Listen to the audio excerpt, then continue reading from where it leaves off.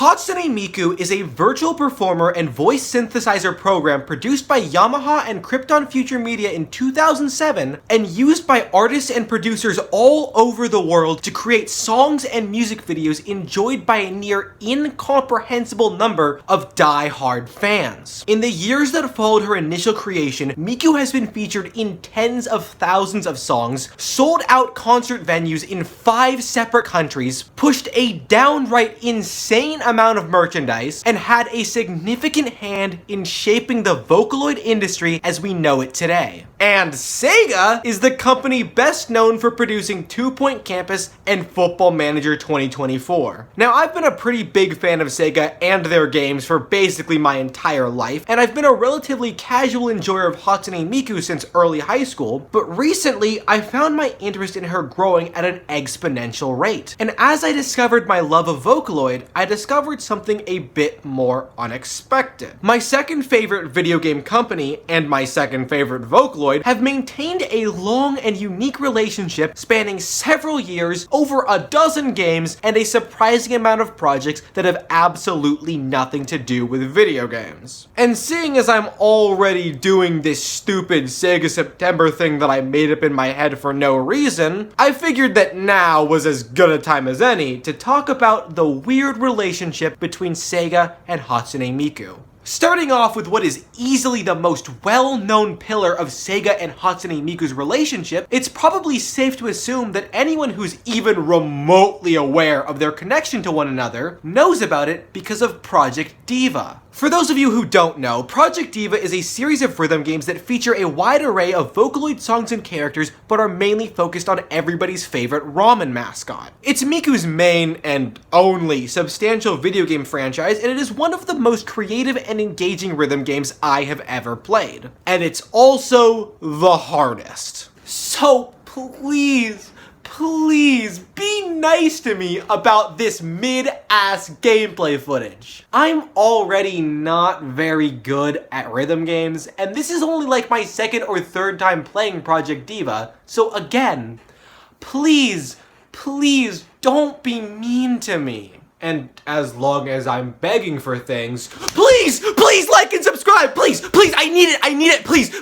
The first Project DIVA game was released on the PSP in 2009, and to absolutely no one's surprise, the video game about Hatsune Miku, released on one of the best-selling handhelds of all time, sold really well and spawned an entire video game franchise spanning 8 mainline titles, a handful of spin-offs developed from mobile devices, an arcade release, a VR game, and a sub-series known as Project Mirai, all of which were developed or published by SEGA, which means that if you're playing a Hatsune Miku video game, there's about a 90% chance that SEGA was directly involved in its production, and I think that's just a little crazy. What's even more crazy is that Project DIVA has actually managed to become one of Sega's longest running franchises, both in terms of the number of games created and the number of years spent as an active franchise. And while it isn't exactly impressive for a series to have more games than Golden Axe or Vector Man, in terms of both overall sales and unique entries, the series has far surpassed the vast majority of Sega's franchises and is arguably keeping pace with big name titles like Persona and Like a Dragon. In a lot of ways, Project DIVA has become a core pillar of Sega's brand identity, being viewed by many as one of the company's premier mascots and consistently getting new releases in a time period where Sega's output basically boiled down to Sonic, Yakuza, and whatever Atlas felt like releasing that year. And even now, in a time period where Sega has gotten a lot better at publishing a more diverse lineup of games and giving love and attention to their all but forgotten legacy franchises, Hatsune Miku is still consistently getting new games, and it really feels like only a matter of time before she gets her next one. Of course, most Sega fans don't really know about Project DIVA, and the ones that do like to pretend that it doesn't exist, but Project DIVA is an undeniable part of Sega's history. It is one of their most successful franchises ever. ever, and one of the few series that can consistently make enough money to justify getting more than one release a decade. And when it comes to Sega's relationship with Hatsune Miku, it's still only the tip of the iceberg. For starters, the Project DIVA series is far from the only time Miku appeared in a Sega-developed franchise. She actually has a long history of making cameo appearances in popular Sega games. For example, Miku's iconic outfit appears as a possible costume for Haruka in Yakuza 5, a fun fact that makes me regret the fact that I never actually got around to playing this one. The same costume also makes an appearance in 2 separate Phantasy Star games, alongside a few equipable items that serve as an additional reference to the silly little Wi-Fi girl. Miku also made an appearance in 2020's Space Channel 5 VR Kinda Funky Newsflash, as both a playable character and a possible opponent. And I don't know what's funnier, that stupid ass name, or the fact that this was the first new entry in the series since 2003, and even with Hatsune Miku making a guest appearance, no one gave a single shit. Maybe that's why Sega stopped making these games. And then there's my personal favorite. Hatsune Miku is a playable DLC character in Persona 4 Dancing All Night, and that technically makes her canon to the Persona series. And even if it doesn't, it's still kind of funny that Miku makes an appearance in a Persona game. Of course, I'm not exactly sure how or why Miku ended up making appearances in all of these games, but I'm gonna go ahead and guess that the mutually beneficial relationship created during the development of the Project DIVA games allowed for an easily accessible line of communication between Sega and Crypton, which led to the inclusion of Miku in select Sega titles as a fun little Easter egg for fans, and a not so subtle piece of marketing for both companies. Either that, or one of the companies got on their hands and knees and begged. Now, I assume that while the majority of Vocaloid fans know more about the topic than I ever will, most of the people watching this video probably aren't die-hard fans. That being said, I'd assume that most people who are interested in a video like this have at least heard of Project DIVA, and I'd be willing to bet that a significant amount of Sega fans have experienced some of Miku's cameo appearances firsthand. But what most non-Vocaloid fans probably aren't aware of is Sega's development and production of Hatsune Miku Figures.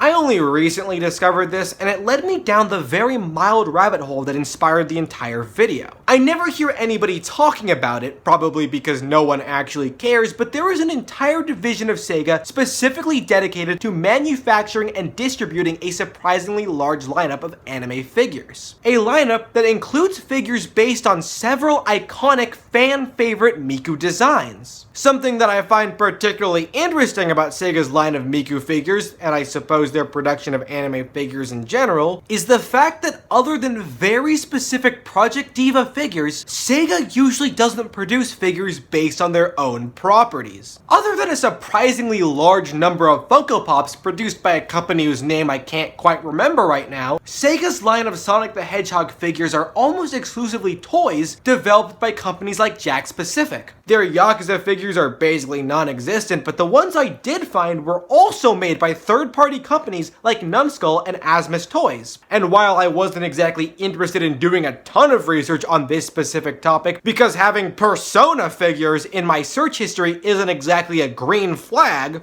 the only Persona figures I've ever seen were made by Good Smile Company. And beyond those 3 very specific examples, I can't think of any other Sega franchises that are a big enough deal to have their own lines of figures being produced by a company other than Sega. And if you look at the Sega website, they're not really selling any. Which begs the question, why is Sega doing any of this? There is literally no reason for them to be involved in the manufacturing and distribution of anime or Vocaloid figures. Sega is not involved in the production of any of the anime they make figures for, and while they absolutely are directly involved in the production of basically every Hatsune Miku game in existence, they're far from the only company making Miku figures with this specific variety, quality, or price range. I genuinely do not not understand why they aren't just licensing their Project DIVA designs to any of the figure manufacturing companies that they already work with. Sure, it would remove a degree of control and autonomy, but they've already established that they're more than happy to do that with other, arguably more important properties. So what's so special about Hatsune Miku? And on top of that, why is Crypton having Sega produce Hatsune Miku figures when they already have so many other companies making these things?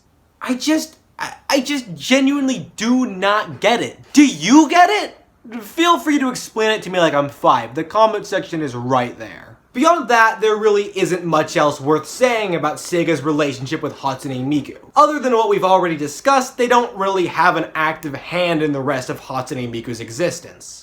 But there are a few other high-profile Hatsune Miku related projects that Sega is loosely associated with.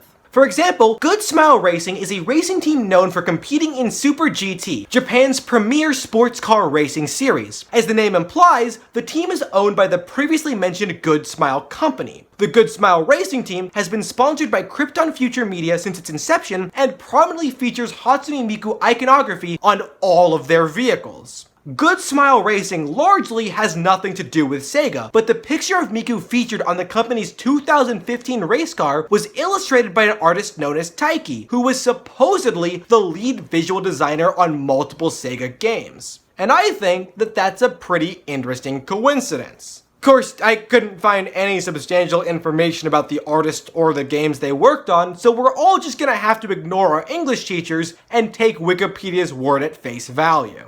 Hatsune Miku also has a long history of performing at live in-person concerts, or at least concerts that are as live and in-person as a concert being headlined by a fictional character could possibly be. They often feature lifelike Hatsune Miku holograms, fan-favorite songs created by fan-favorite producers, live music on stage, the occasional guest star, and sold-out venues. And if you think that any of this is stupid, you're probably right, but that's not going to stop me from going to the next one. Anyway, of the over 150 concerts listed on the Vocaloid Wiki, a source that just might be more accurate than Crypton's actual official corporate website because Vocaloid fans are insane, Sega is credited as being directly involved with 59 of them, including Miku's first concert ever. Of course, a significant portion of these concerts were specifically created to advertise and coincide with the release of Project DIVA games, which explains Sega's involvement to some extent. But many of the concerts that seemingly had nothing to do with the Project DIVA series still credit Sega as one of the companies involved in the concert's production. Now, I couldn't find any concrete information on exactly how involved Sega was in any of these concerts, whether they were merely sponsors, assisted in production, provided staff, or straight up planned the whole thing, but the mere fact that the company was involved with this many Hatsune Miku concerts, all of which were massive deals and a significant portion of which existed completely independently of Sega properties, should give some idea of just how deep this relationship goes. Yeah, so Sega and Miku have a long and interesting history that defies franchise, genre, medium,